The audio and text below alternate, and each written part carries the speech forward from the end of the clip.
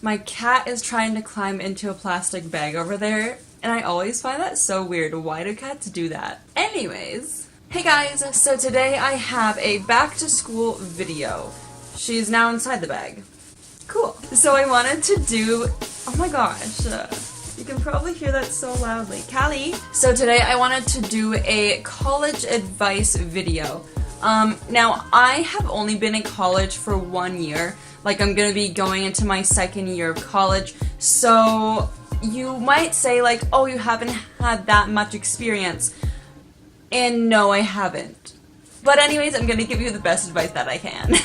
What I found very different from college compared to high school was that college was a lot more like low-key, it was a lot more like relaxed and chill, and I felt a lot less judged, which was something that I felt very strongly in high school. I remember there's a couple times where I went back to my high school and just roaming the hallways made me feel that like sensation of insecurity, but then in college I don't feel it as bad. Like, obviously I'm still insecure in most scenarios, but in college it's a lot less bad than in high school. Yeah, let's get on with the advice portion of this. So, I was asking my friends actually to give me some advice to add to this video, and what they all said is that you shouldn't be afraid to change your program or your major. And especially since you're going into college at such a young age, usually. Like, I went to college when I turned 18. It was like the summer I turned, no. The summer I turned 19 was when I was going to college. And that's still such a young age to totally decide what you want to go to school for, what you want your job and your life to basically be. I'm currently actually enrolled in school for ECE, which is early childhood education, and that's to either like be a teacher in a preschool or be a teacher's helper in a kindergarten class. But I actually decided that I want to go into the route of speech therapy, so I'm going to be finishing my last year of ECE since it's only a 2-year program, and then I'm going to be going into speech therapy after this. And in my opinion, I don't think that any education is a waste. And even though I'm not going into the route of ECE, I did learn so much. And I feel like that's such an important thing. So yeah, definitely don't be afraid to change your mind. Callie agrees. Next advice. Sorry, I have a list. Let me look at it. Now, I feel like another piece of advice that I could give you is all about textbooks. Now, what I normally do, since textbooks obviously cost so much money, I will go, like, as soon as my teachers announce what textbooks we need, I will first look online. I know that there's different websites for getting textbooks at a cheaper price, which I will leave a link down below for that. And you can also look on Amazon and on eBay for those as well. But what I do is, as soon as I find out what the books are, I will go to my college bookstore and I will buy them used. And that's definitely one of the cheapest options that you can do. But the only thing with that is that the used textbooks sell out so fast. So last year I didn't end up getting any used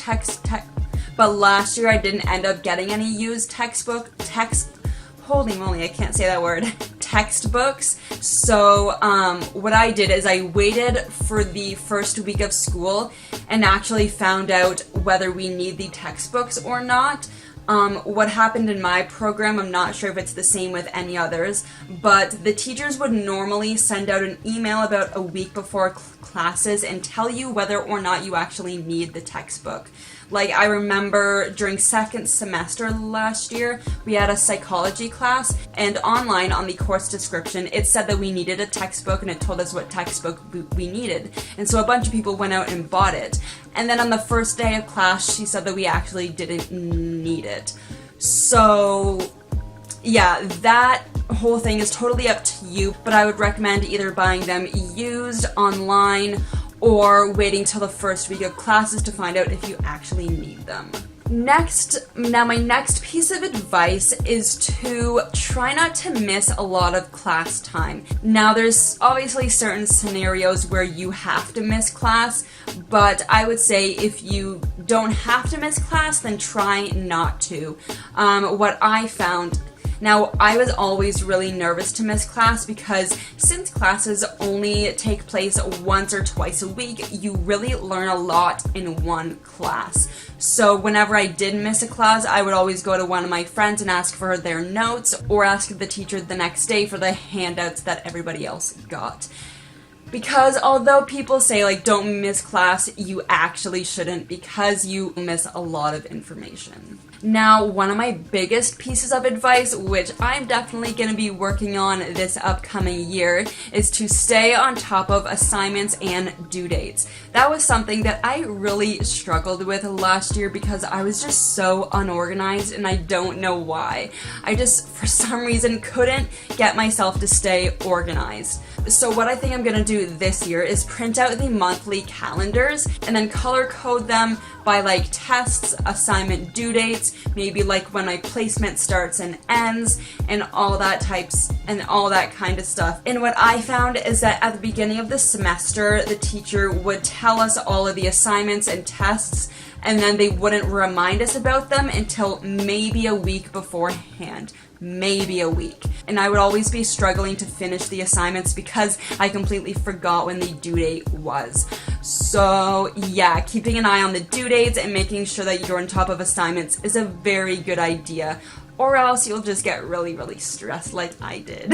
Oh, and also, there's lots of times where an assignment may seem like small and not a lot of work, but then when you're actually doing it, it takes 4 times as long as you thought it would take, and it's just a lot more work. So be careful about that as well. Now, my last advice section is going to be about group projects. This was something that went really badly for me last year. I had 3 group assignments in total last year, which I know isn't a ton, but every single one of those went badly. So here's my advice for that. I would say that you should all split up the work evenly between however many group members there is, and make sure that everybody agrees on their section. You can even like make everybody sign a piece of paper saying like, this is what I'm doing. I know that that might seem a little bit extra, but I had struggled with group members not doing their part or not even showing up for the class where we had to hand it in.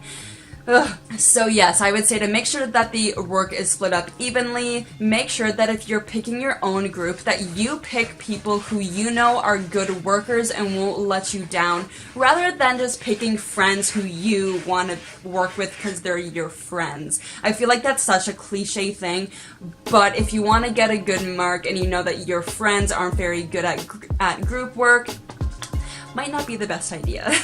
Oh, and lastly, I would say to do your project, or at least part of your project, on Google Docs or Google Slides or some type of Google thing where it's a shared document between all of you, because then that way you can see the progress that each of you are doing, and if some of you aren't doing your part, then you can remind them in a nice way, hopefully. And yeah, it's just an easy way to keep up with what everybody is doing, and you're all together on one page, so you won't have to print out like tons of pages of your own. That makes sense? So yeah, I actually kind of want to tell you one of my experiences with being in a group, and this was the first group project of the year, and this was at the beginning of the year, so I knew nobody in my class. So basically everybody else paired up in groups, and I was left with, it was just me and these 2 other girls left at the end because we had no friends. So we were automatically put into a group, and I didn't know these girls whatsoever. I didn't even know their names until 3 weeks later, which made it difficult on the first day that we actually worked in a group. Anyways, so the group work was going okay. We all split the assignment into 3 parts because there was 3 of us, and we all had an equal part to do. So when it came time for the due date, I came to class about 10 minutes early, as I normally do, and I had my assignment. It was about 8 pages long, and that was my section.